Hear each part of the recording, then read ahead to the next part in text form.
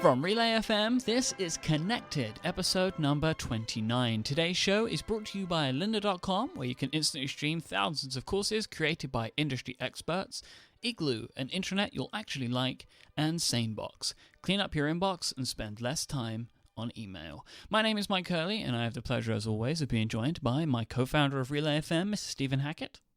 Hello, Mr. Michael Hurley. I was going to say your middle name, but it's not important today. And the editor-in-chief of MacStories.net, Mr. Federico Viticci. Hello, co-founders. Hello. How are you doing today? I am very well. I doff my cap to you, sir. I feel like I could bring a bit more, like, officiality, whatever. Yeah, And then I made it terrible. Mm-hmm. I liked the introduction. What's the formality, Mike? A special day for all of us. Mm-hmm. You know, it's Tuesday. I'm still trying to adjust to that. I'm going to a wedding tomorrow, and I had a horrible realization earlier that I thought I was late, and that the show was going to interrupt with the wedding. But no, the wedding's Wednesday, and today's Tuesday. Did you know that last Wednesday, we were not recording the show on Skype, and I felt weird, and I didn't know what to do on Wednesday evening, so I just stood there in the kitchen, just staring at the wall, and I'm like, what am I supposed to do now? Because my schedule on Wednesdays is, typically for the podcast. So I was a little bit worried about you now, buddy. I'm not going to lie. That's concerning behavior. Yeah, but maybe I'm lasted just like 30 minutes and then I moved on. But still, it felt strange. Well, you can play video games tomorrow. I don't know. I will probably text you and then pretend that we're recording the show on iMessage. Okay, well, I'll be at a wedding, so I'll probably be in high spirits. I don't think I've ever been to a wedding during the week. That seems odd to me. Yeah, it's weird to me too. Okay, I didn't know if that was like a thing that was different in our cultures, but it seems I don't think I've ever been to one that's not a Friday or a Saturday. It is strange. It's very strange. But it's fine for me because I can kind of do it, but it's a weird occurrence to be happening on a Wednesday. Connected listeners get married on Wednesdays. Do you know they probably do? Mm-hmm. I know for a fact. Are the bride and groom are they listeners to our show? Instead of reading vows, they do follow up. Mm-hmm. Wow. They follow up on all their previous relationships just to get it all out of the way. Yep. That's right. We should do some follow-up and leave this terrible introduction behind. Why? We talked about marriage. It's a great topic. Yeah. Do you have a problem with our union here, Stephen? No, I'm very happy for you both. Thank you very much. I work in the iCloud in the browser. You work in the iCloud? What? It's time to take action. I work the product, not. Oh God. Not you. You Terribleness. work the product? The What do you terrible. do to the Stop. product? Let me talk. It is out of beta. That we have a link to TechCrunch. So pages, numbers, and Keynote on the web, which we have used in the past and weren't particularly impressed with, are out of beta. So I think we're going to revisit them maybe very soon. You also don't need a Apple device anymore. So it used to be that you could use it, but you had to have an iPad or an iPhone or a Mac. Now you can just go use it on your ThinkPad and on your Windows phone if you like, which is, it's cool. I think it's, Apple services are historically very tied to hardware, and they're kind of breaking that with this, which I think is good. It's no Google Doc killer, of course, but if iWork in the cloud is your jams, then your jams are out of beta. You saying, of course, like that concerns me because now we're going to get the feedback, It's like, why That's do you fine. discount it? Because it's terrible. Well, You listen to that? You person writing your email to me, iWork in the cloud is garbage. yeah, episode 20 of The Prompt, man, that was my favorite. You're going to get the email from that one guy who uses iCloud in the browser for academic essays, and it just happens to be amazing, and you will personally get that kind of feedback, Stephen. I'm going to change our feedback email to you so I don't No. get it. I will set up a rule. To forward the email to you again. it'll be like an email round robin or something. What's the Yeah. name of the thing we did one time? An infinite loop. No, No, the round robin. it was round stuff. robin. When we were doing the Q&A show. That's right. That's a Mike round robin, knows about. Yeah. Mike knows about birds. What's a round robin? It's a robin that's eaten too much food, so it's round robin. That's all I have for you. Stephen, do we have more follow-up instead of Mike and birds? No, the show's over. So we spoke last week about my experience restoring iPhone from iCloud that wasn't completely up to date with iOS, and we got a lot of email. Most people saying that it was ridiculous to expect that it would work. A lot of people agreed that at that point should allow you to update it. But we got a really interesting email from someone who works in Apple retail, and so this person wrote in and they said it's extremely frustrating to do this in like the personal setup with customers who don't understand that nothing is wrong. And so that was kind of my perspective of, I know what I'm doing, but not everyone does, and they're going to think that their backup is broken somehow, and that seems to be a sentiment that's shared in the store sometimes. And that this particular person had to walk their own mom through this over the phone, like across the country, which like is just okay. Like if you got to do that, then the setup process should be simpler. Suffice it to say that they close. I'm not looking forward to the personal setup experience for the Apple Watch, which is I think actually might be simpler.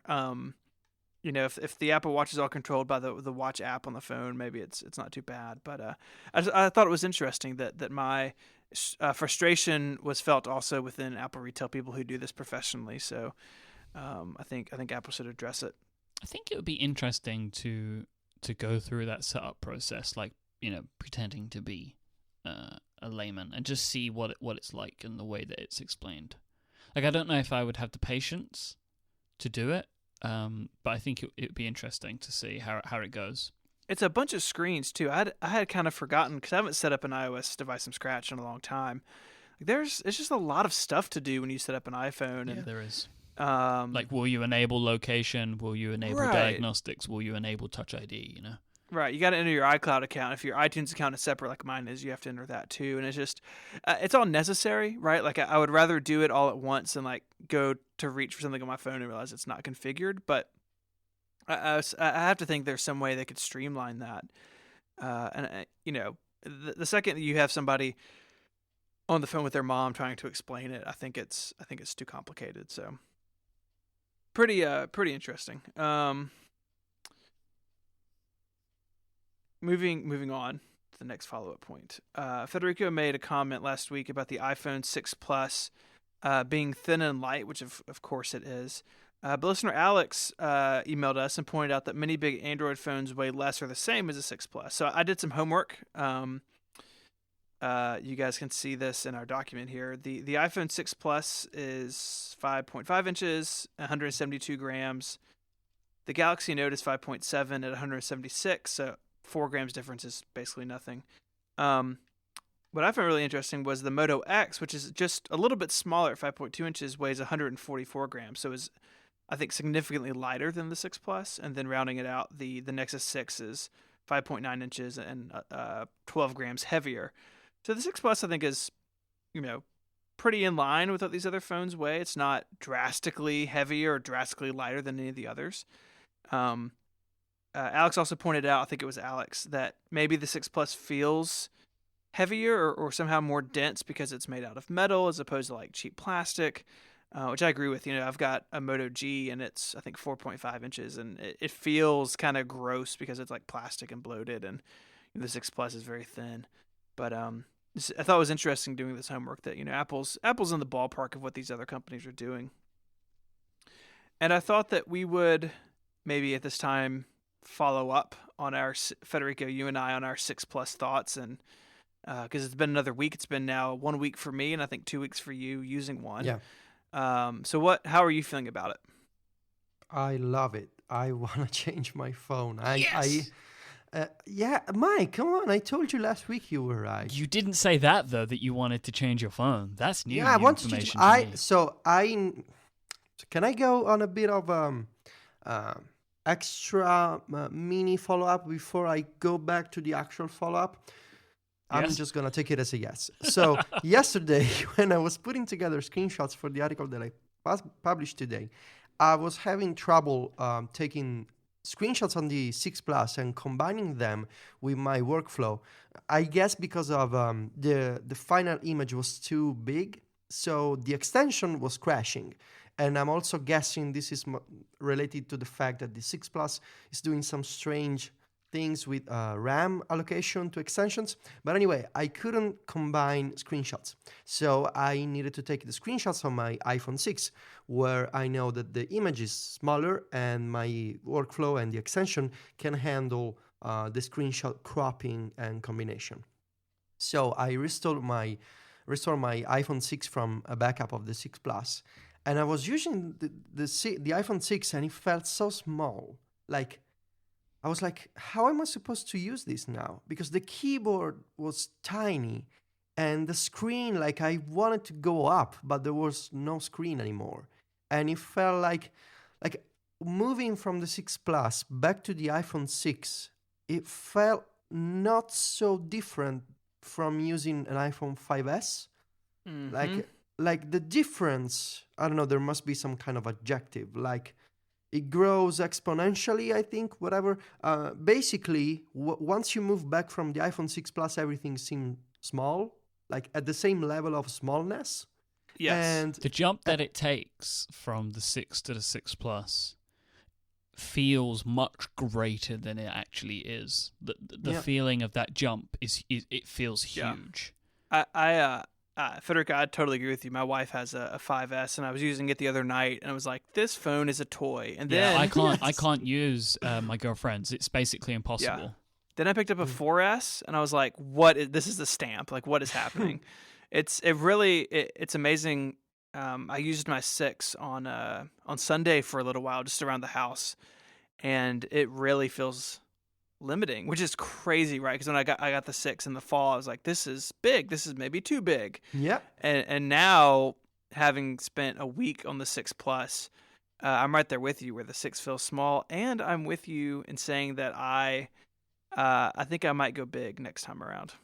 yeah, It's so yeah. amazing. I was Mike, come on, stop celebrating I this. can't help it. No, when am I ever right? you I'm can. never right. That's sad. You are allowed to celebrate, Michael. Okay. So I was thinking maybe there must be a way to exchange my iPhone 6 and get a 6 Plus, but I think it's too late. I'm not sure that Apple accepts the free recycling program, the iPhone 6 yet. So I don't want to sell my iPhone 6 by myself on eBay or stuff like that because Go to an eBay store. good joke. And man, I'm so thankful for my old boss for firing me. Anyway, I don't want to sell my iPhone 6. It's too much time. So I'm just going to wait like you until next September, October, I guess. Maybe, I don't know, is there an easier way in Italy to get to, like, I give you my iPhone 6, you give me your 6 Plus? Is there a legal way of doing things? Why You don't just you find a guy in an alley and just trade. Do you have Right? many Italian Twitter followers, like, that you could tweet and say, like, people Yeah. are willing to trade? Like, I saw people doing that initially, think, and there were people that did it. Yeah, I think Ben Brooks traded because he wrote something on the 6 Plus a couple weeks ago, and he had traded, or he alluded that he had traded with somebody. So. Yeah, he did. That's the exact person that I was thinking of. Thank you for jogging my memory. You're, I'm here for you I in your appreciate brain. that. That's a good idea. So yeah, Mike, you were right. Yes. And we like our iPhone 6 Pluses. Is that the plural? Plus 6 Club, pluses? man. Got some new members to the Plus Club. Mm-hmm. Feels good. The term feels weird. So I think that's I'm gonna write something about it at some point when I have time. But it's really interesting. I will say that my iPad Mini is a hilarious joke. I've been watching House of Cards on my iPad Mini, and the other No night I was spoilers. watching it. No spoilers. but he was dead the whole time. And then he woke up from his dream.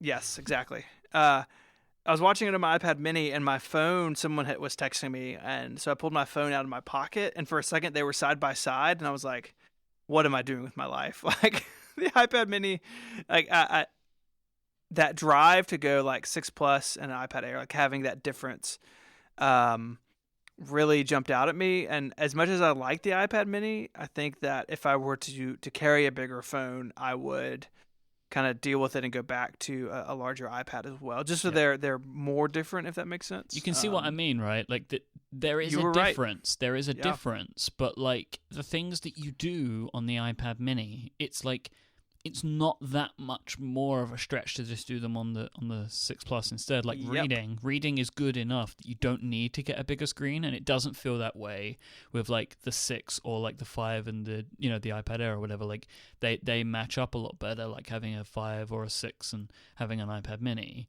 But once you get to the 6 Plus size, it's kind of pointless. There's no real big benefit anymore to having a screen of that size.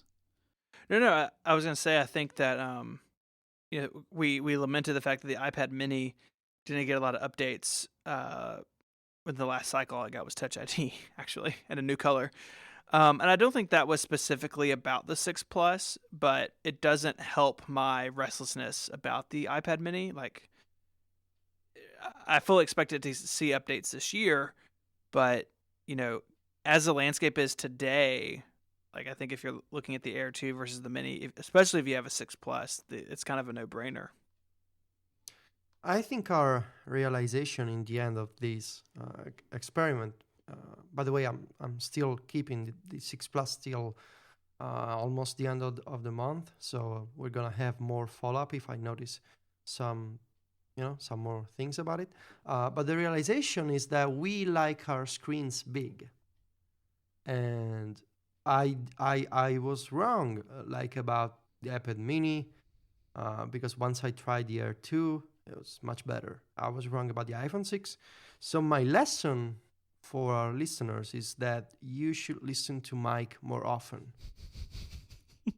My takeaway, there's an episode, there's a podcast. At the end of each episode, and this is Myke, the podcast is the Tiny Cartridge podcast. It's about video games. At the end of each episode, they say, what have we learned today? And my lesson today is that I should listen to Myke more often. It's because he happens to be right occasionally. And recently he's been right a lot of times. So. It feels good. I mean, even more surprising than me being right about something. I find it even more surprising that the three of us really agree on something. It's really strange. Like I feel truly I feel agree like I've on been drugged. Yeah, there's something going wrong here. But what we have learned is it takes about 6 months for us to agree on something, which also feels about right. Yeah. So Myke, do you want to walk us through there's more Pebble news now? Yeah, you're is more. You're a Pebble expert. You own a Pebble. I do. You wear a Pebble every day. Mm-hmm. Myke is a Pebble power user. Yes. So what's up? So today, in a shock announcement, and it really is kind of quite a surprise, and it seems like they did this in time of Mobile World Congress, Pebble have announced the Pebble Time Steel. So it's, if you remember the Pebble Steel, which is the edition that I have, it's basically the nicer looking Pebble in the original version. And we now have a nicer looking Pebble Time Steel. So the Pebble Time that we spoke about last week, Pebble's new color e-ink display Pebble Watch with their new OS. We now have 3 new versions of the Time in Time Steel. They have a silver, a gray, and a gold version with a couple of different straps as well. And what they've basically updated all the information on their page, and they're allowing previous backers to increase their pledge. This one's $250, which is the same as the original Pebble Steel, and they've got 20,000 of them available at the moment, and then it will go up to $299 from looking at their page. But they're allowing people to bump up, and they won't lose their place in line, so they'll still get it at the same time, which I think is also awesome. it's a surprise. I wonder why they're doing this. I can't work it out. My only thinking is that they'd always intended to do this, but they've raised so much money that it's enabled them to tool up quicker to create the steel. So maybe it'd always been in their product roadmap, but now they've raised enough money and they've got enough interest that they might as well try and get that bit more, like during this period of time while the eyes are on them. And it has significantly increased their Kickstarter again today by over $2 million again today. They're getting more people backing, and they're also getting people increasing their pledges. So this morning they went over the 13,285,000 mark, which makes them the most successful in pledged dollars Kickstarter of all time, beating the Coolest Cooler. It was like a cooler. That they had already occupied the third place position now with the original Pebble, but it's currently sitting at like 14.3 million. With how many? I want to check how many backers they've got at the moment. They have 59,000. 59,500 as we currently record. So basically, where they sit at the moment is the Pebble Time is the most money pledged ever. The most backed Kickstarter, so the most amount of people that have backed a Kickstarter, was the recent Exploding Kittens board game, which had 219,382 backers. It raised $8.7 million, but obviously it was a cheaper product, so they have more backers but haven't raised as much money. It's extremely unlikely that Pebble will reach that level.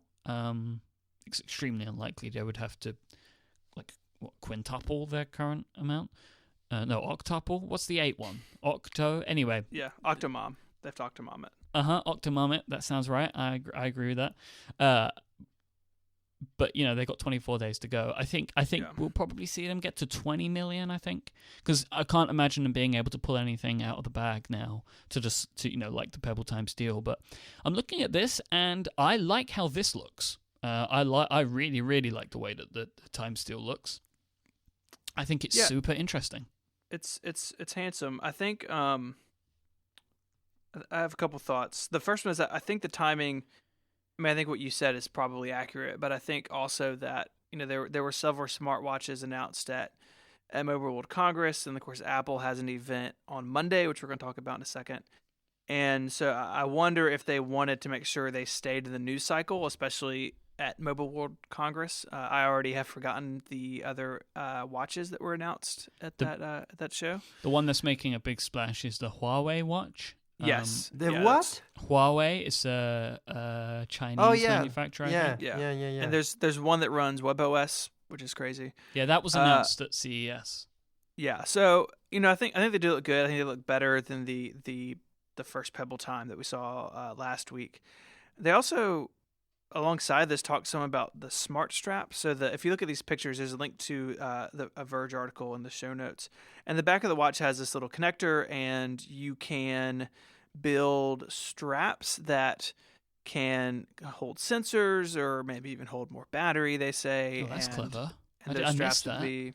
Yeah, it's kind of buried in the article. I think it's a bigger deal than they let on, because it could, if people build them, extend the functionality of the watch and use that band for more than just sort of structural or decorative purposes, which is interesting. Like we spoke last week, I agree with your assessment, Myke, that Pebble long term is probably in trouble, and I think that they probably do need to embrace Android Wear, maybe like just full blown, but I think they are doing some interesting things, and I don't think there's necessarily space for a large third-party smartwatch platform, but I think they are doing some interesting things. No one else is really doing things with like smart straps. You have fitness bands and stuff, but the Apple Watch bands are just decorative and structural. They're not doing things. So it'd be curious to see how that particular piece of technology plays out.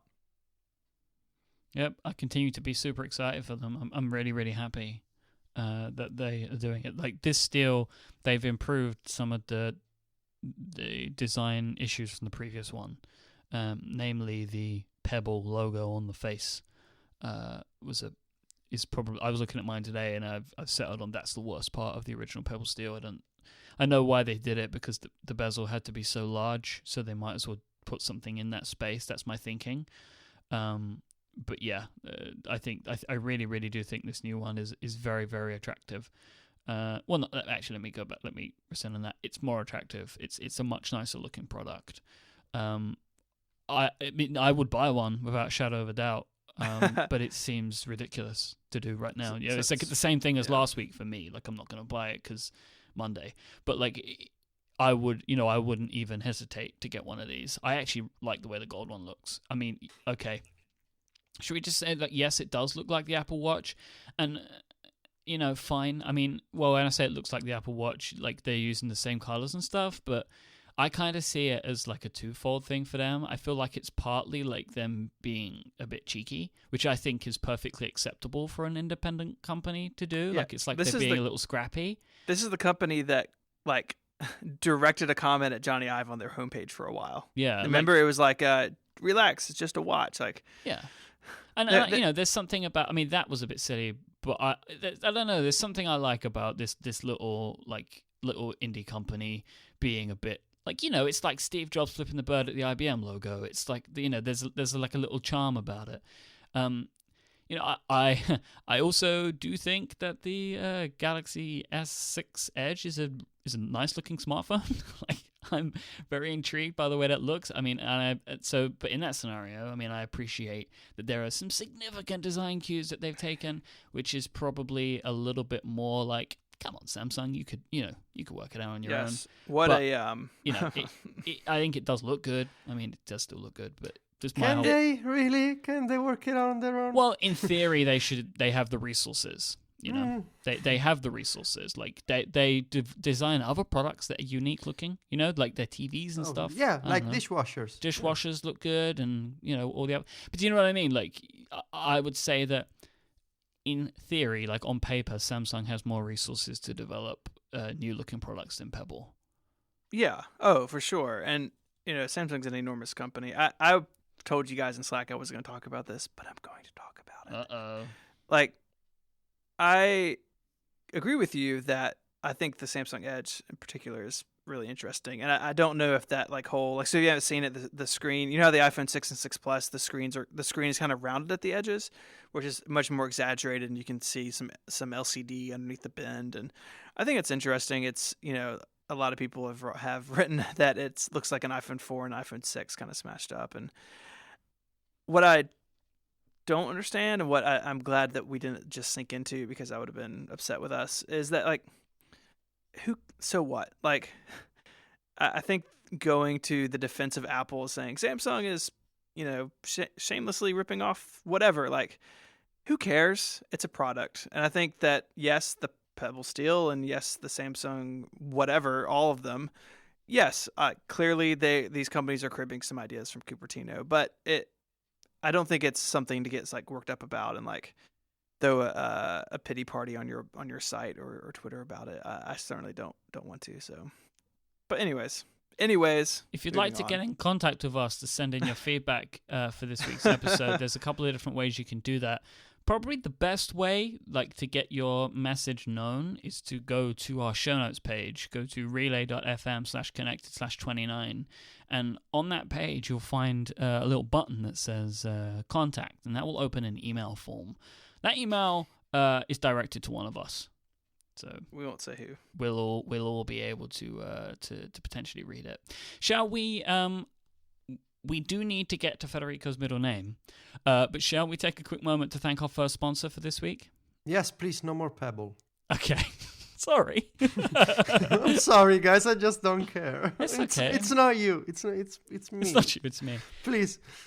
This episode is brought to you by lynda.com, the online learning platform with over 3,000 on-demand video courses to help you strengthen your business, technology, and creative skills. For a free 10-day trial, visit lynda.com/connected. That's lynda.com/connected. Lynda.com is for problem solvers, for the curious, for people who want to make things happen. Maybe you want to master Excel, learn negotiation tactics, build a website, or boost your Photoshop skills. Go to lynda.com and feed your curious mind. Whilst browsing around lynda.com, I've found loads of incredible courses, and I've dipped in and tried a few out, and I always continue to be surprised. We were just talking about Android Wear. They have an up and running on Android Wear course. If you are an Android developer or you're interested in that, you can actually go and learn that stuff. Maybe you've been learning and you've been building iPhone apps for years, and you want to learn about building Android apps and then building Android Wear apps. You can do all of that in lynda.com, and I bet they're going to have WatchKit tutorials for as far as the eye can see if they haven't got them already. Maybe you're interested in learning about responsive web design. They've got courses on that. Maybe you're interested in learning about how to localize your applications. They've got localization for developers. They've got crash courses on all of that stuff. It really is an incredible resource of all of the different types of things that you can learn with lynda.com. You'll be able to watch and learn from top experts who are super passionate about teaching. You can stream thousands of videos. Lynda.com stream them out to the world. They stream them on demand. It allows you to learn on your own schedule and at your own pace. Lynda.com courses are structured so you can watch them from start to finish, or you can consume them in bite-sized chunks. You can take a piece here, take a piece there. You can do it however you want. You can even create and save playlists of courses so you can set up your own learning path, and you can also share these with friends and colleagues and team members. So maybe you're in a team and you're learning some new stuff. You want to share it with your colleague who's working on the same thing. You can share it with them. They can do it at their own pace as well. And whilst you're looking through the videos, you can browse the transcripts and follow along, and you can just search for points in that video and just jump straight to it. It's one of the really cool things about their web player. But you can also watch and download courses to your Android or iOS device to help you learn on the go. Your lynda.com membership will give you unlimited access to training on hundreds of topics, all for one flat rate. Whether you're looking to become an industry expert, you're passionate about a hobby, or you just want to learn something new, I want you to go and visit lynda.com and sign up for a free 10-day trial so you can try it out for yourself. That's lynda.com/connected. Thank you so much to lynda.com for supporting this show and all of Relay FM. It's the moment we've been waiting for. Yeah, so Federico, did anybody guess No. your middle name? Now, do you, Stephen, I don't know if you know this, maybe you do, but Federico gave out some additional clues on virtual. This has been a real multi-show experience here, but nobody. It's like surround sound, right? Yeah. That's how it works. Okay. It's just how, it's like one of those, like in comic books, they have crossover events. It's kind of been like that. So, Federico, nobody got it. So No. Can you share it? Are you sure that you want to know? Yeah. Yeah. You don't want to wait anymore. You want to know right now. Yeah. Any last second guesses? Should we go over to the chat room? See if anybody in the chat room has a guess. A very last call. So I was just bringing up the URL to put the episode of Virtual, which is all about Alto's adventure, and we interview Ryan Cash, one of the co-founders of Snowman, who built the game. I was typing in the URL to put it into the show notes, and I typed in relay.fm/Vitici. We should have a show called Vitici. It could be like your evening show or something. Hi, welcome to Vitici. Got the house band in attendance. Anybody in the chat room? Can you explain, Mike, just 1 second, to people who listen to the show normally in a podcast client? What is the chat room? Because I feel like there's people who don't know. The chat room is an IRC, which I think is like Internet Relay Chat, something like that. Stephen? Yeah. Okay. I'm just going to roll with that. And obviously it's called the Relay Chat because it's we're Relay and that's the chat. It's interweb, real-time communication. Mm-hmm. When you get old, you forget things. Like the word communication. Really. So that is a chat room which goes on. You can access it. It is pound Relay FM. See how I use pound there? That's just what I go for that. It sounded interesting. No, it's in dollars. Our server is here. Pound. Great British pound. Euro Relay FM in IRC chat, or you can go to whenever we're streaming live. You can go to relay.fm/live. Nobody's guessing. Oh my god. I'm gonna read some of the guesses from the internet relay communication. Can you do your best Italian accent? Probably not. I don't think I have one. Jason Snell, some guy in the chat room, he's suggested a couple. Pius, Evelyn, Federico, like Federico, which I quite like. Yeah. We have Alexander. Doug Beeler suggested Marco. We have Roldofo from PM Rules. We have Guido. Baldassar. Valdemaro, John Paul, we have there John from Paul. another one from Jason. He's got a lot. This Jason Snell guy. There's We have Papi. the obvious ones like Giovanni, Giuseppe, Luigi, Mario. We have Orlando, which my is another one. God. Manchego is a suggestion from Carlos Gray.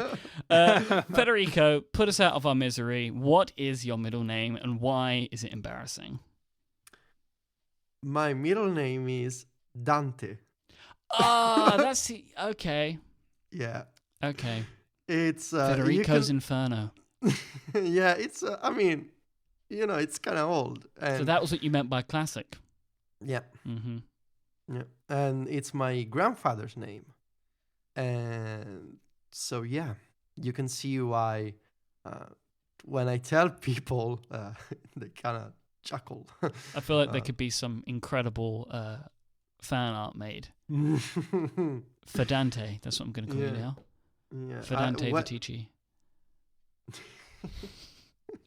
Yeah, I'm trying to remember the first time that I asked my mom what my middle name was. I was like 7, I think. I was like, what kind of name is that? And she's like, you gotta respect the name. It's your grandfather's name. I was so sad because all my friends had cool second names, and I'm stuck with Dante. And I mean, it's kind of cool, but also very old. So, yeah, Dante. Thank you, Dante. Oh God! Now we're gonna do this. Michael, would you like to talk about topic 1? I would like to talk about topic 1. So Monday, March 9th, Apple is having an event seemingly about the watch. What's the name of the event? Spring Forward. Spring Forward, which is a daylight savings time joke because daylight savings time is hilarious. And it comes into effect on Monday. It's true, which is bad for you. Is it bad for you this time? No, or this is the good one. This is where the good one. everything's an hour earlier but this become is the you one that become an hour lasts for closer. 3 weeks, which is insane. So you're going to be just an hour off for a while. Yeah. So Federico, remember that. Oh, okay, yeah. I gotta. You know what? I will put an event in my calendar, and Here we go. We're all gonna get it. I will send you an invitation. Thank you. Thank you. Do you still got my Yeah. still All the time. Seriously? But the It's thing for still- me though, they show up like sporadically. They don't show up every week. Every now and then, like something just arrives and it's another invitation from you. the machine has become self-aware because I'm not even using that iCloud calendar anymore. Oh. It's still doing this thing on its own for me. I think I gotta log in and delete the event or something. It's I like don't know. a robot intern. So the event, Apple Watch, people, it seems obvious, right? They need to do it. So I want to talk a little bit about our what we think we might see because we were obligated to speculate on things, and so I think that I rewatched the Apple Watch. I reviewed Nice work. the I don't know what's happened to us. Rewatched the Apple Watch event. I don't know, maybe 2 months ago, and it kind of hit me. I think we spoke about it that they kind of like knocked out like the feature set a little bit, but there wasn't really a narrative around why the watch matters. And I think they're going to do that this time. I think that they're going to obviously review the features. I think that there are some features and some things that they haven't shown yet, and obviously battery life and price being two of those. But I think there's functionality we haven't seen yet. We have 20 minutes of third-party developer application demos that we've not seen. That's right. as We're well. going to see how your Apple Watch can drive robot cars around. Oh. We're gonna see launch partners. I'm guessing Twitter, Facebook, Pinterest. I do love a good launch partner, I must say. Yeah. What else? I'm trying to think of the big names. There'll be something health related. There'll be like a medical application that nobody understands, like when they used to do those like, we're a bunch of doctors and here's how we can look at the brain, and everyone's like, You know? There's going to be some of those. There's going to be like someone's going to drive a car on the stage. We're all going to think it's an Apple car, but really it's somebody unlocking a door with a watch. That's my bet. Something like that. You're going to troll with a car? Mm-hmm. I'm curious to see if they will feature any indie developers. There was I think a report from 9to5Mac a few weeks ago that said that Apple was inviting a few developers to Cupertino to provide feedback and let them use Apple Watch demo units to test their upcoming applications. So I'm curious to see if any not big time developer, if any indie developer will be on stage talking about Apple Watch apps. I don't know. It'd be I think there will cool. be. I think there will be. Yeah. So my question, besides the Apple Watch apps, functionality, price, which we're gonna talk about in a minute if you guys want, I kind of want to see Beats Music news. Remember last year there was a rumor from Reuters, I think, or Bloomberg, or one of these big publications. They said that Apple was going to unveil a new music product in the spring. So now it's the spring. Also, the name of the event is Spring Forward, which is kind of similar to the next step used by Beats Music. And I kind of want to see what's up with Beats. I feel like maybe they had intended, but like it seems like there's been a lot of chatter about it being in development and far off from development. You know, like again, Mark Gurman has had great pieces that we've spoken about on the show. I as much as Federico, I would also like to see this. I would be surprised if it was ready right now. I don't know. I feel like we've maybe got a bit of time, but I think maybe me and you are like the only people that really, really want it. But like, I do really, really want it. But my concern is actually, do you know what, Federico? I don't want it because I'll tell you why. You change your mind. Well, I would like the product, but I know it's not going to be available here immediately, and it's going to cut off my access to Beats Music. I mean, I don't know. There's a possibility the watch isn't available to you immediately either. There was some report that it was going to be U.S. only, but then there was another report saying that was untrue. So I don't know what to believe. Tim was quoted on his European tour that he's been on. Tim is your friend now? It's just Tim? We're not all friends of Apple executives, Federico. Okay. We'll get to that later. He's been quoted on his European tour as saying that it will be available in April internationally. Okay. So it might be that like it comes out first week of April and then like staggers across April. But that he was in a store in Germany. You can always trust the Germans to ask the good questions. How do you listen to music with the Apple Watch? Do you just connect the earpods to the iPhone and then you use the Apple Watch for controls? This is all the stuff we don't know, right? Because they're saying you can apparently, everyone said this, we're saying you can apparently store music on it. Well, like, what benefit is that if you can't plug headphones in?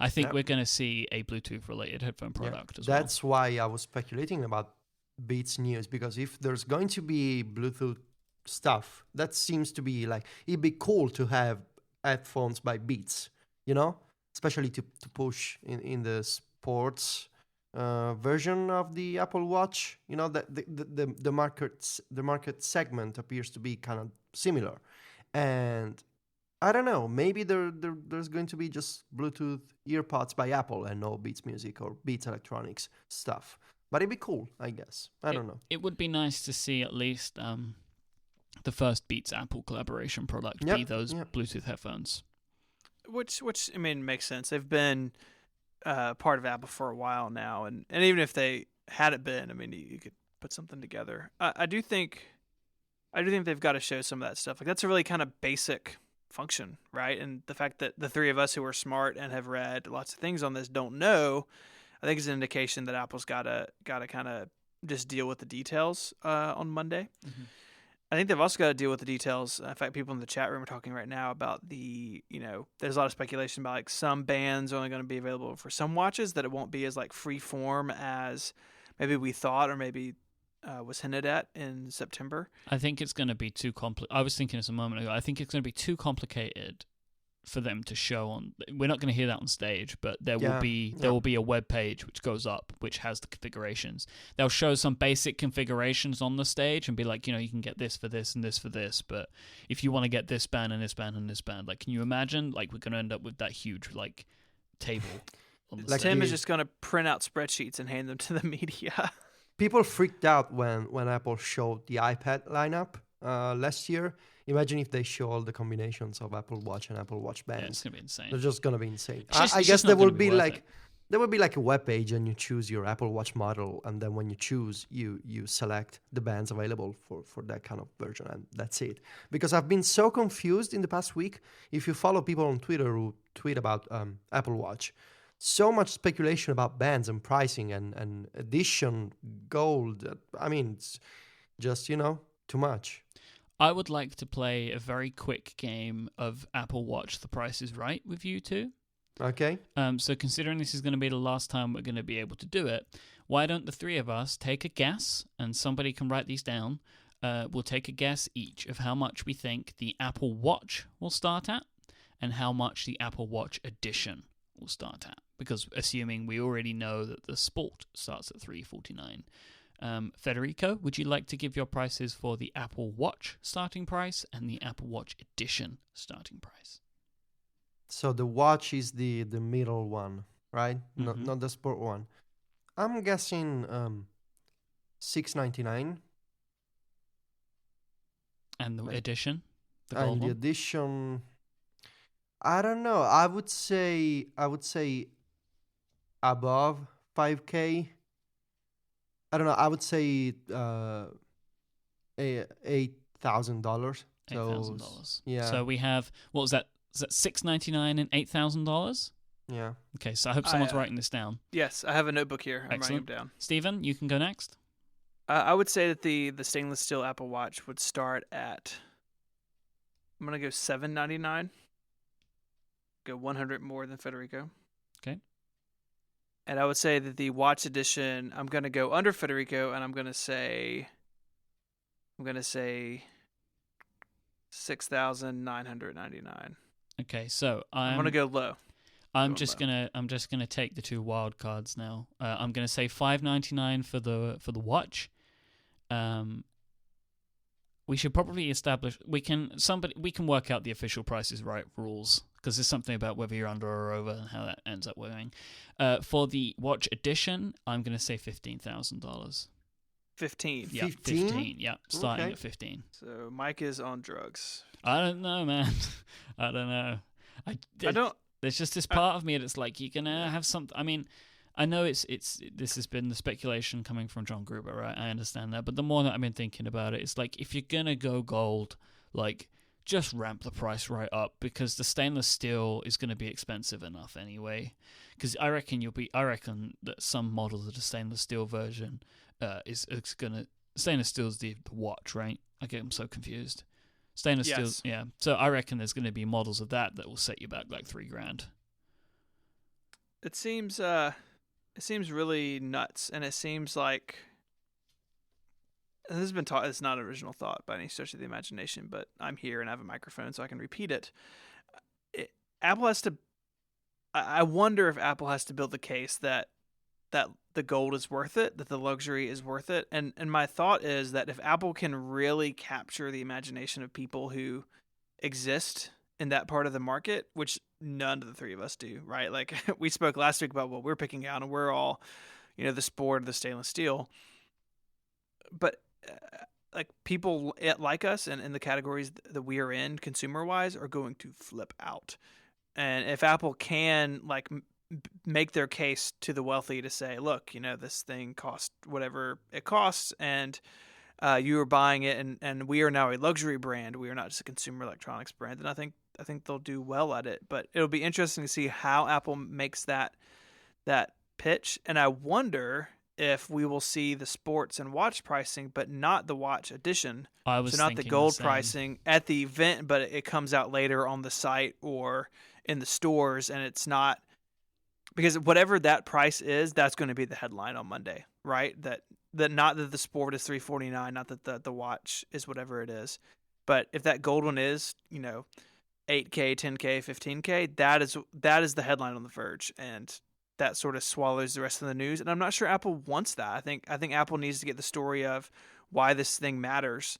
They need to get that out, and I think the gold pricing might be a distraction. Do you know what I would do if I was in charge of this scenario? I wouldn't say anything about the edition price, and I would say that it's coming in May, so it doesn't take any of the attention away.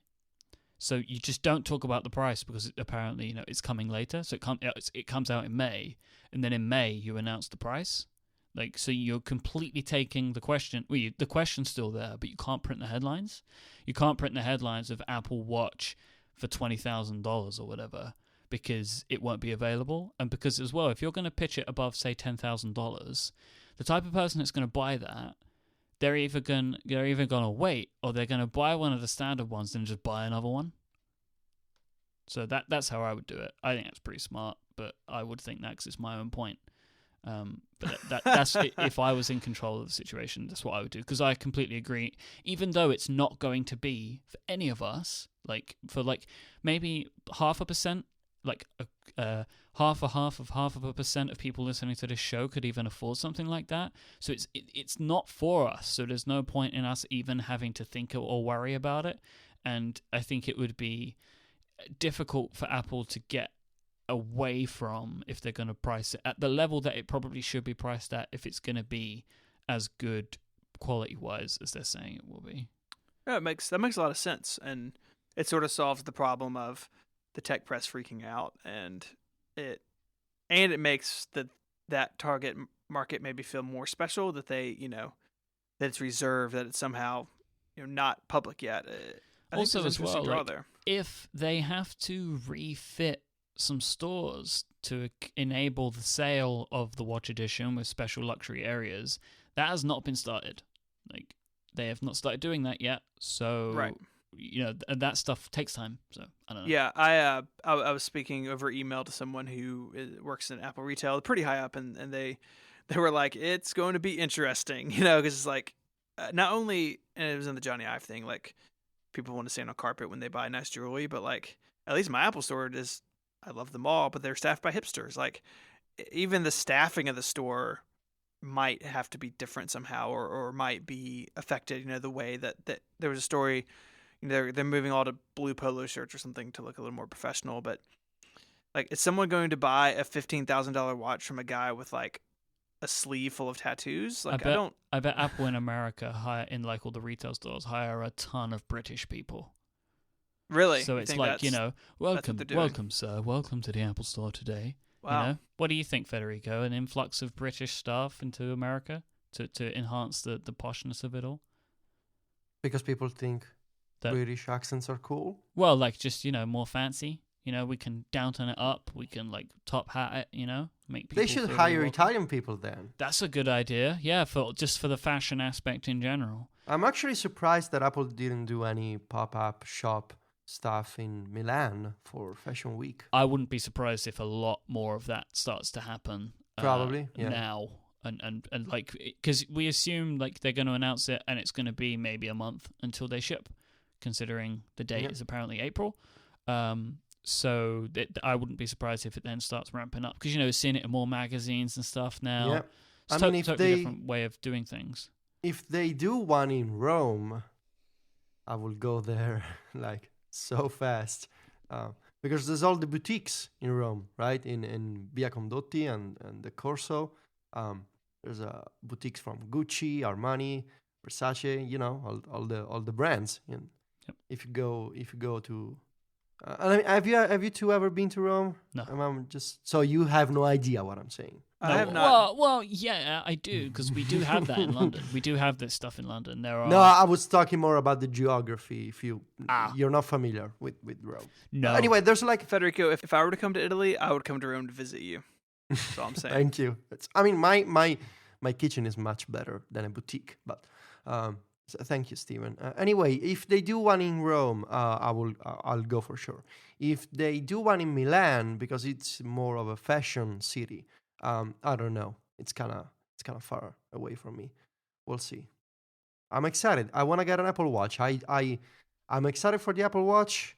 I'm kind of bored with all the speculation and people making charts and rumors melting down gold and weighing it for a blog post. You've only got a there's few more days, a Federico. few more days. Just a few more days, Just and hold all on. will be hopefully revealed. So, Should we take a break and talk about the article Federico wrote today?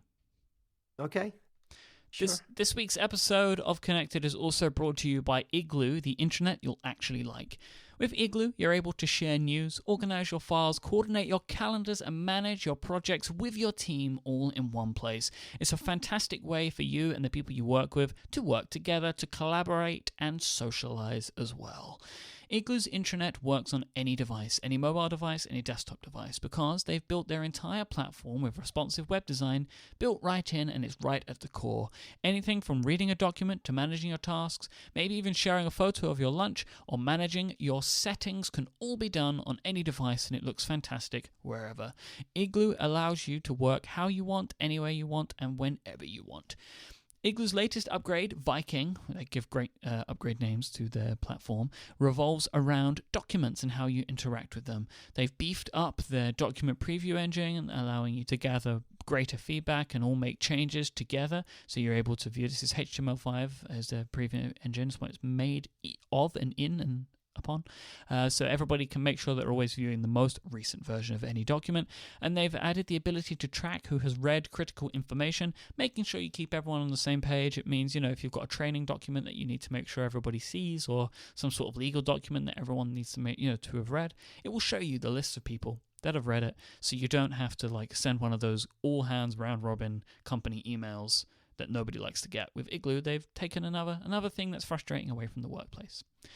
If your company has legacy intranet that it looks like it was built in the 90s, you should be giving Igloo a try. It's free to use with up to 10 people, and you can sign up right now at igloosoftware.com/connected. So go try them out, and it also helps support this show. Thank you so much to Igloo for helping us out today and helping us out at Relay FM. We love you guys.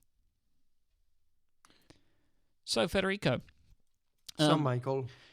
You've published an incredible post today talking about the personal struggles that you've been through with your health, and how when you decided that you wanted to get healthy, you do the thing that Federico Viticci does, finds apps, builds workflows, right? Whenever you make any kind of big decision, you go out. This is the life that you lead, right? I know this of you. You go out there and you find some interesting stuff. However, maybe, definitely in a contrast to some of the other things that you've done, this has actually made big impacts to your life. Sometimes it's fun to tinker around with apps, and sometimes it's fun to chain Pythonista workflows together to see what's possible to do on iOS, as you've been known to do. But this time, you actually were able to improve your health. It's an incredible piece that people should read. How many words? 10,000. 10,000 words. So it's a pretty standard Federico Viticci blog post. I think you were kind of maybe being a bit lazy. 10,000 words? Come on, buddy. What's happening? I've done better. It's great. I read it today. I couldn't read it sitting down. I was walking around my house reading it because I felt guilty to be sitting down and reading this. I hope that people have read it by now. If they haven't, they should. And I don't want you to spoil the article, because this really is. It's I feel like I always say this, but I really do mean it. This is definitely one of my most favorite things that you've ever written. It's just an absolutely fantastic, just from what you expect from Federico kind of post, some really great tips and tricks and apps you've never heard of and the way that they're cool, but also a really, really heartwarming and inspirational personal story as well, and maybe a little bit more, or definitely more detail about your battle with cancer than I knew about. I think there's definitely some new stuff in here to me, stuff that is quite emotional to read, which it adds to the beauty of the piece. But what inspired you to actually go ahead and write this, and why did you decide to be so personal? That's a good question. Why? So first off, thank you, Myke, and thank you, Stephen, for helping me with the piece. I've been asking you to read my drafts and to give me feedback. So always appreciate it, and also thanks to the other guys in the of the relay team and Mac Stories team. I really have uh, a great team of friends who help me out with this sort of stuff. Um, why? I think because I wanted to. Because I felt like out of respect for the people who read Mac Stories, I think most of all, and I'm in the like I'm super comfortable in the fact that I'm not doing this for the page views because I switched Mac Stories to a different business model, and so if I had to be more cynic than I am, I would say, okay, yeah, a story about cancer and getting healthier with an iPhone probably drives a lot of page views. So that's the story that I want to write because I'm gonna get a lot of traffic. But thankfully, I don't live on page views. So what I do, and I say this sincerely, I do only because I want to, and Can you because explain that very quickly? Like, because many people that have websites like yours do live on page views. What well, do you I mean? do. I mean, of course, I do appreciate traffic. It's not the direct means of making money for me. Right. It's I don't live on CPM. So do you sell more flat rate for your sponsorships and things like that? Okay. Yeah, because the website is already moderately known, and so I'm Don't on be so flat modest, rate. Federico. And no, and I think that I can always do better, and so I'm not, I don't have Google ads, or there's only one ad on the homepage of the site, and I make a like very small amount of money from that. So if you come to a single article to visit Mac Stories, you don't even see that single ad in the middle of the homepage. Anyway, I did this because I wanted to, and because I felt like I never fully addressed my condition on Mac Stories. Because there's people who know me only for the website. There's people who don't follow me on Twitter. There's people who don't listen to the podcast, who don't send me emails. They just read the website. And I feel like I have talked about cancer and my struggles in various places, but not on the website, because for years I was on the old mindset that it would feel problematic for people to read this sort of topic. And also to give a little behind the scenes, you were even feeling this way leading up to this going live, like because me and you have had conversations like this very recently. Yeah. When I published today, I felt sick because I really didn't know whether the piece would be well received, because a lot of people don't want to hear about cancer, and a lot of people pretend it doesn't exist, and a lot of people, especially my real life experience, when you bring up the subject, they tend to to drift away, to avoid talking about it, and I understand why, because it's awful, and because people find it uncomfortable. So I thought that maybe a lot of people could find it uncomfortable on the website, which is known for apps and tips and tricks. But one of my, and this is the second reason, one of my what's the name, resolutions for the new year was to try to go out of my comfort zone for topics that I cover. And this is one of the things that I struggle with all the time. I think I have a self-imposed sort of kind of topic that I'm supposed to cover, and I've totally made this up on my own.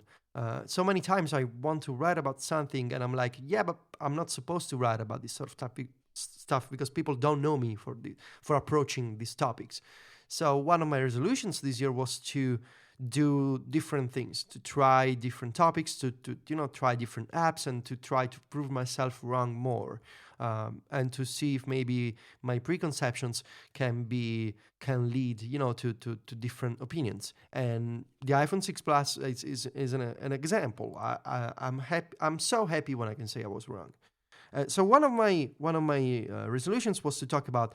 I thought that I could have some experience in talking about health and changing lifestyle and working despite being sick and having issues with cancer. So that's why. And the problem is that I was working on this piece last August, so before the launch of iOS 8, and I wanted to publish this piece with iOS 8 in September to talk about the health application, which launched on iOS 8. And as you can guess, we talked about this on Connected before. Um, I didn't end up finishing the piece because it would have been different, because my take on the health app wouldn't been so positive. So I decided to wait, Yeah. because I knew I think I knew that Apple was onto something nice and useful, but it didn't work. And I thought, okay, maybe I can wait and I can see if things get better, and I can see if this can work out for me. So I waited, and Apple fixed many of the problems in the app, and here we are today.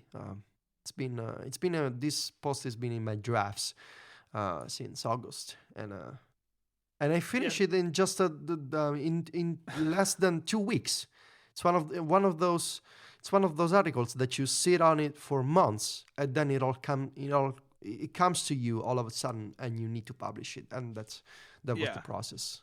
I know I told you when I read it over the weekend that your sentence about, I'm searching for it, life after cancer is an everyday carnival of small victories, that I told you that line made me hate you because that's really well written. And Thank Yep, you. quite singly the best one line you've ever written.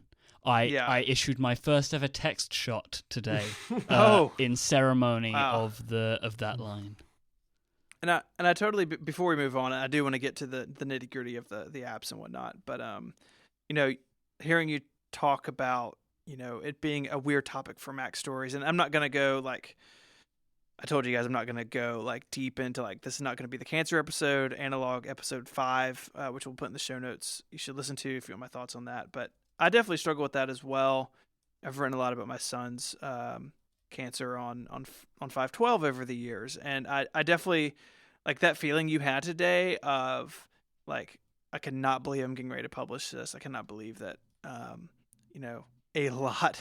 lot of people are going to read this.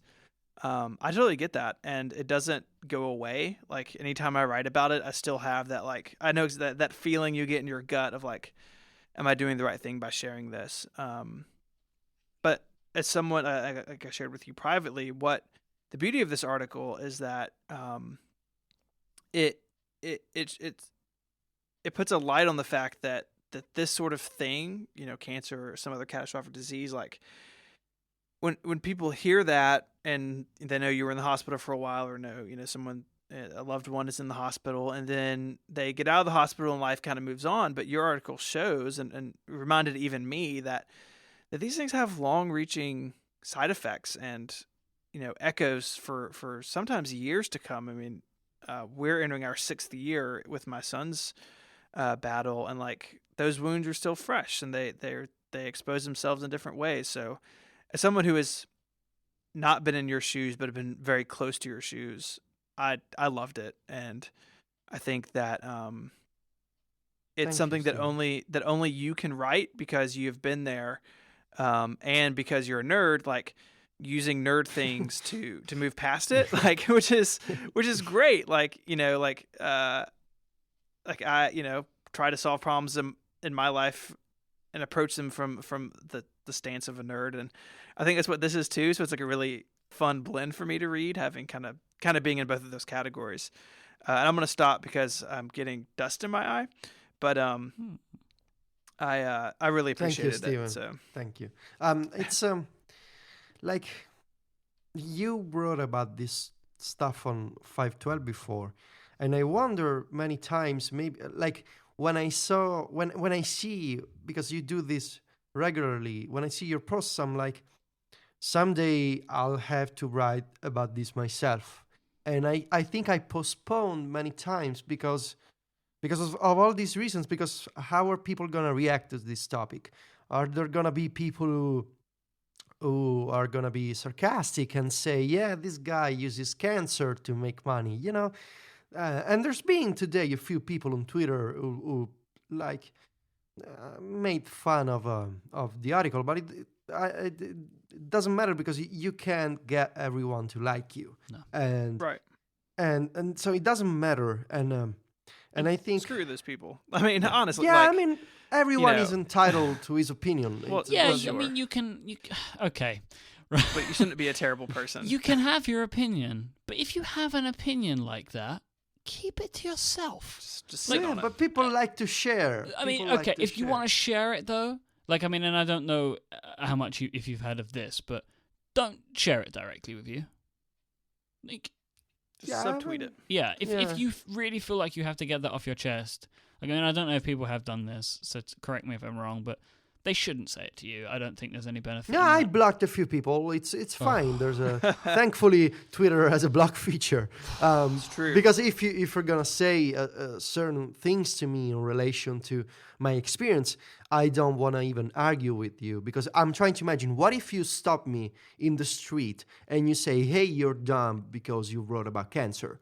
It's not like I'm trying. If you were to come to me in real life and say that kind of stuff, You wouldn't do it. They I do wouldn't it. reply to you. I would probably punch you. So instead of being That's a reply. violent, A block is kind of the same kind of scenario, I'm right? just gonna block you because thankfully we're on Twitter. So I wouldn't say that I'm a violent person in real life. It was I didn't mean to say that. It's just No, people it's don't say perfectly these okay to things. say, Federico. People It's- don't say these things in real life. They go to Right. Twitter to say this sort of stuff. But it doesn't matter because there's a block feature. So Yeah. anyway, was there a question? No, there was Stephen talking. Thank you, Stephen. I know that it's been hard for you, I think, to read this stuff, and I was super careful like I thought about it. Should I send this to Stephen? And you were a gentleman as usual, and you read the piece, and so thank you. Yeah. So I wanted, and I appreciate that. I was aware as you sent it to me, like I could feel that on the other side of the conversation. So it's definitely no worries. I was happy to read it. But I think what's interesting to me from a technology perspective, kind of move past the part where I almost cry on the podcast. I've already done that. Yeah. Not on this one. But We yeah. you approach these apps and this technology from a couple different angles, and you approach it from a sort of the food, like what we are eating. You have this picture of this like pasta in front of your iPad that looks quite frankly amazing. I loved so- all the little saying about that, like all the little things The that you captions. would say. Or no, just, Yeah. just the little bits that would be in the piece where you would be Oh. referencing food, where it was like you said the amount of bread, and you're like, well, I'm Italian, you know. Yeah. You can't- it's cultural to eat all these carbs. But I think so. You have food tracking, you have exercise tracking, you have FitStar, which has like kind of exercise plans in it, which is really interesting. In fact, I'm going to check this app out because of this article. But for me, at least, I want to see if it's true for you. And Mike, I also want to see if it's true for you because I know you're doing some stuff, working out and things now as well. For me, things like this, like I do much better if I can track them and if I can have a data point, again, because we're nerds, of like, this is what I did. This is my goal. This is how far away I am from my goal. This is, on a chart, how I'm doing. And how powerful is that to the two of you? Like, is that important to you guys, or is it just a side effect of all this technology? Like, for me, it's the point. But curious how you guys felt about that. Well, I find it as like it's like a little piece of positive reinforcement. You put a little notch on an app, or you see a line go up or down the way that you want it to, and it's kind of like a little merit badge, which is why those little badges that you're going to get on the Apple Watch are going to be so interesting, and it's the reason that they exist. Like when you hit a certain goal and you get the little 3D animated badge that pops up, yeah, those are going to be very powerful because that's exactly what items like that represent is like a little medal, and these are actual little medals, and I think that's going to be really, really cool for people. And I can see, Federico, how that sort of stuff is, looking at what you've written about, and you're saying you're excited for the watch, like things like that. It's like it's obvious why you would be. And now I can kind of also see why, having read this, why all the fitness stuff was so important to you, and why it is so important, and why I was kind of maybe stupid to kind of write it off. No, it's fine.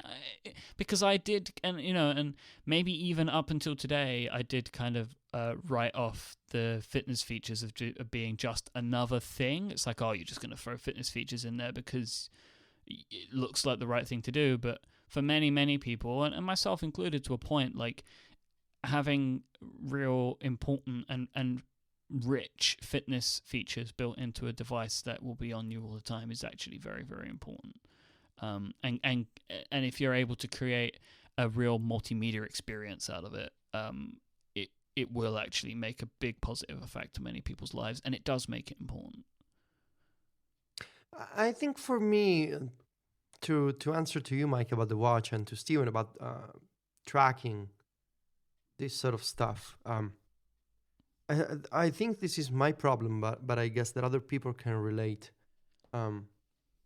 It's easy to forget about your progress, and it's easy when you get caught up in the rhythm of life every day with work and family, and you need to do this, and you need to reply to that email, and you need to go to that store, you need to pick up the kids. It's easy to forget about yourself, because most people tend to take themselves, as in their bodies, for granted. And so being able to track and to visualize, I think, to put an item on a calendar, to say, today I walked this amount of steps, and today I did this exercise, and today I ate pasta, or I ate fish, and I need to be, to take a different approach, to be able to see all that.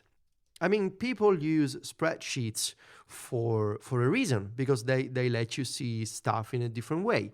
And we live in an age where technology lets us track ourselves, our steps and health status and activity, and what we do and how we do it. And so we went from being able to keep track of numbers and emails and articles, from being able to reliably and cheaply with tools that we use every day to track ourselves.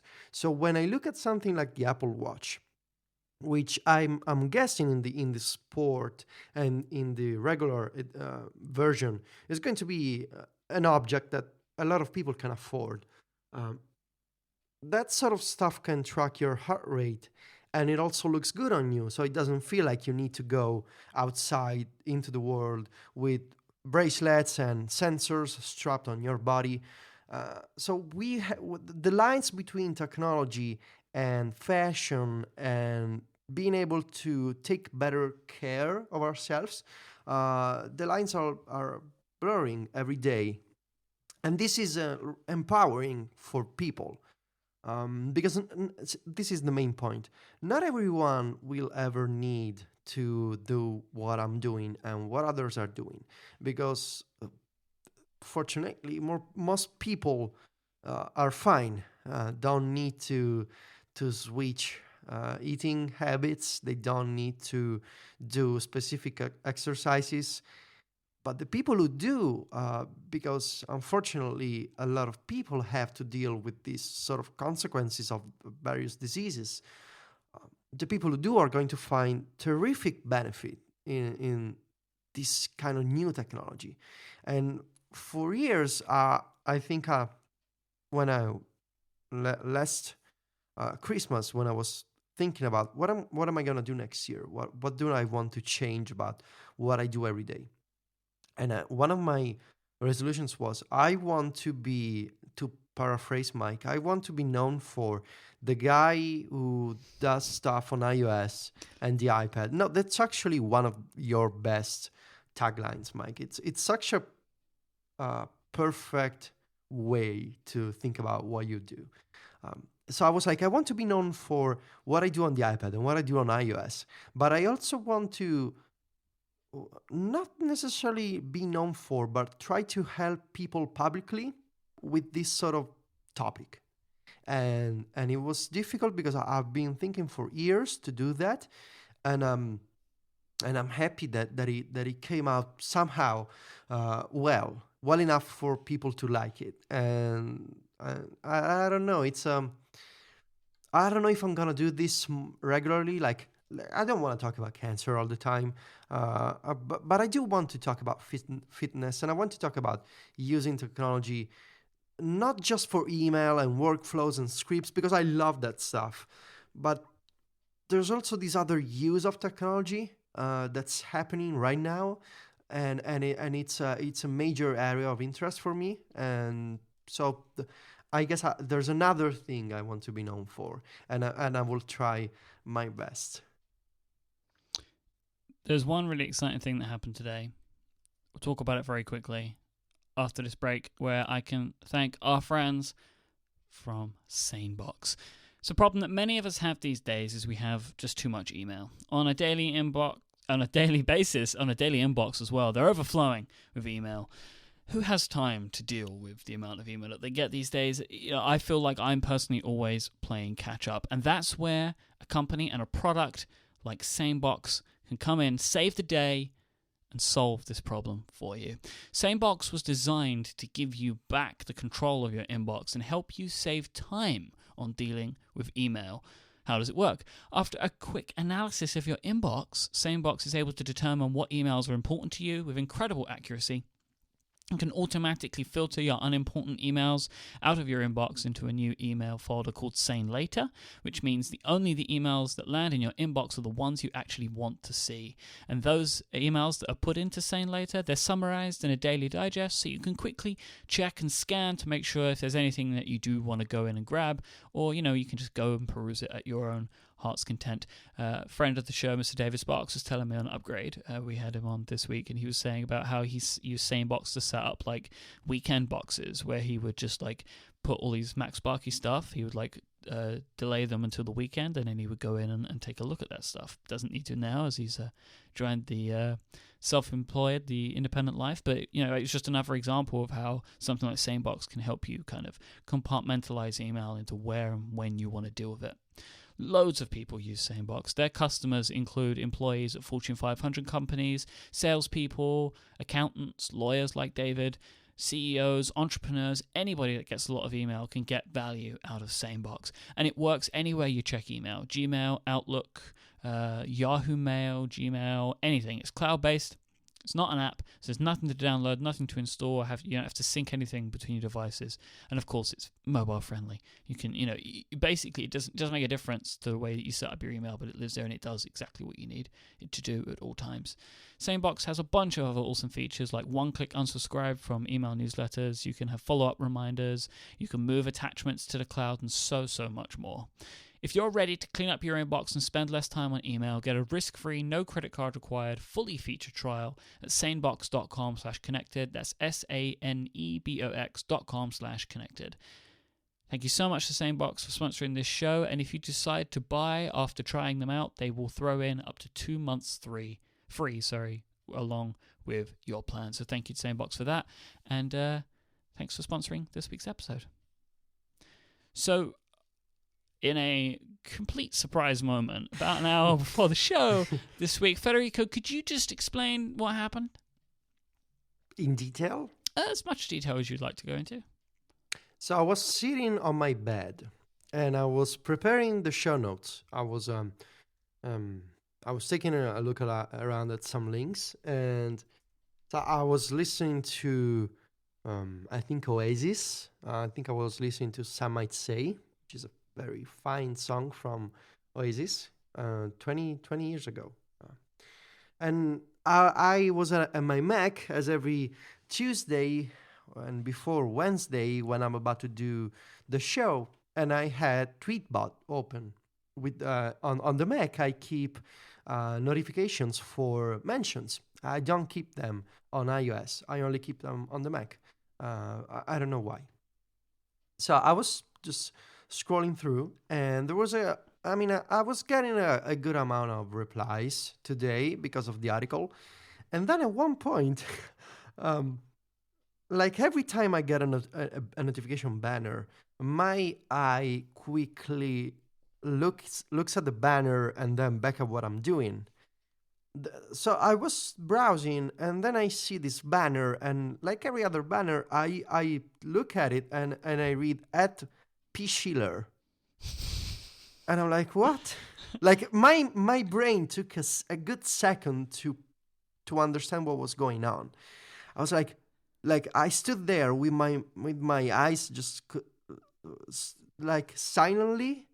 I stopped the music. Like I was quiet. I stopped the music, and very slowly I opened Tweetbot, and I saw the tweet from Phil Schiller, and it was it's nice. It's awesome because it's I'm happy that I can get that kind of recognition. I think it's nice after all these years of work, and it's nice that this person who works at Apple. You just work it out. Some employee, just some No, dude. I mean it's of course a well-known figure. It's just I'm glad that maybe the first and only link that I'm getting from an official Apple account is about this story. This is the best part because it didn't tweet about. I mean, it would have been awesome to get a tweet from Schiller about the iPad or I don't know, workflow, but this personal story is just it's the best combination. I'm happy, not necessarily because it's Schiller. I mean, awesome that it's Schiller, but it's Schiller and this story, and that's the best part for me. So I kind of panicked, and I went to the other room, and I had to tell my girlfriend, and I kind of wasn't really emotional. I'm a really emotional guy, Especially today. I mean, especially today, and I told my mom, and it's fun times. Well, I was screaming and trying to explain to my girlfriend, so I can't even imagine what it was like in the Viticci household. I am so proud of you. I'm so proud of you. Thank you. You deserve it, and it's incredible to see. He's a really cool guy, Phil. Is it? Now I'm just gonna call him Phil, like you do with Tim. My buddy P Dog. No, he's a cool guy. I mean, he reads. He has good taste in websites about his company. No, it's super cool, and I think with the watch and with all the iOS 8 stuff, clearly struck a nerve with what they were trying to do, and I think it's super cool. I had missed it. I follow Phil Schiller, but I had missed it until a bunch of people started tweeting at the show account, and I was like, and my phone was just like going crazy. I picked up, and I was like, oh, look at that.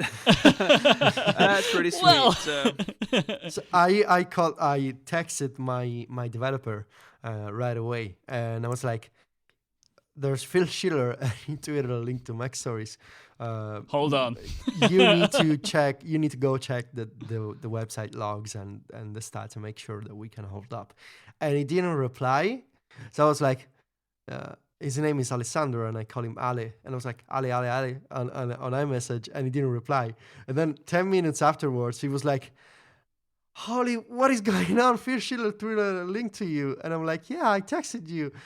And basically he panicked when he opened, he was at the gym, and he opened Twitter, and he saw the link. He didn't see my text, and he panicked. And then he opened iMessage, and he sent me this panicking text. And then he saw my previous message, and he was like, oh, okay, yeah, you saw before me. By the way, the server is fine because we have caching. So thank God for caches and WordPress, I guess. Yeah, we have a great developer. He's a cool guy. Now, Federico, we have but a couple of minutes left on today's episode. Can you very quickly establish what you would like people to help you with? I see you have a thing here. Okay. I have a problem with my Wemo switch. I need to be able to do the following. every time I go to sleep, I use the new If This Then That app to turn off my Wemo. And that works really well. It's really fast and I'm happy with the app. So what I need to do is, my Wemo switch is a regular switch, the basic one. I need to turn off Wi-Fi when I go to sleep, and I need to turn on Wi-Fi back at 10 a.m. in the morning. I won't go into the reasons why I need to do this, but basically I need to cut off. That's what I want to know. No, it's personal. I need Okay. to turn off my internet at night, and it needs to go on before we wake up in the morning. So the problem is the following. Because the Wemo switch is connected to the internet, I'm seeing that when I turn off the Wemo in the morning, because the internet is off, there appears to be some sort of bug that basically the Wemo doesn't turn on using the timer that it has. And I'm guessing because it's like a chicken and egg problem. Because there's no connection, the Wemo doesn't turn on. And because it doesn't turn on, there's no connection. So I'm trying to understand. When I set the timer in the Wemo settings in the app, I can say every morning turn on at 10 a.m. So does the Wemo timer require an active internet connection?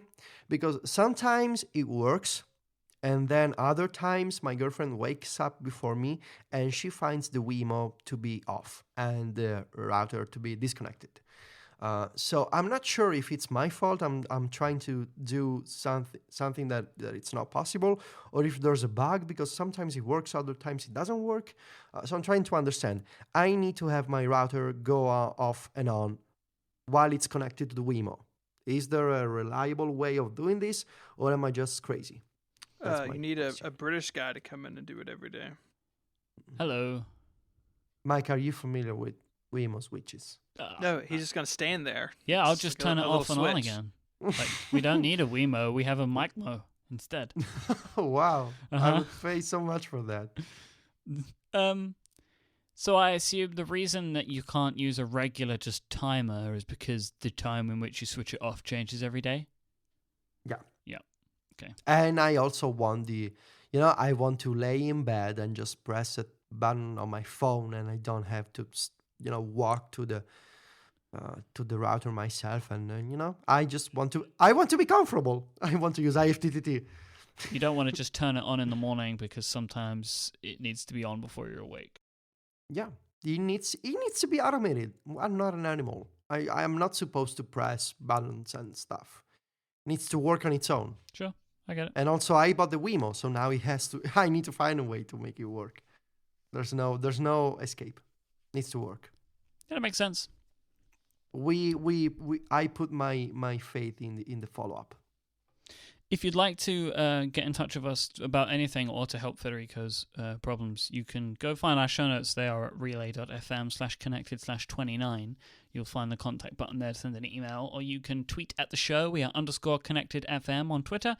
Federico is at Viticci, Viticci. Stephen is at ISMH. And I am at iMyke, IMYKE. Federico writes the fantastic MacStories.net. Stephen writes at 512pixels.net. I do not write, but I host many podcasts on relay.fm. Of course, this show is one of those. I want to thank our sponsors again for helping us out with this week's episode, Sanebox, Igloo, and Lynda.com. Thank you for helping us out today. But most of all, thank you for listening. Until next time, I'm Mike Hurley. He's Stephen Hackett. The other one's Federico Viticci. And we'll be back. Say goodbye, guys. Arrivederci. Adios.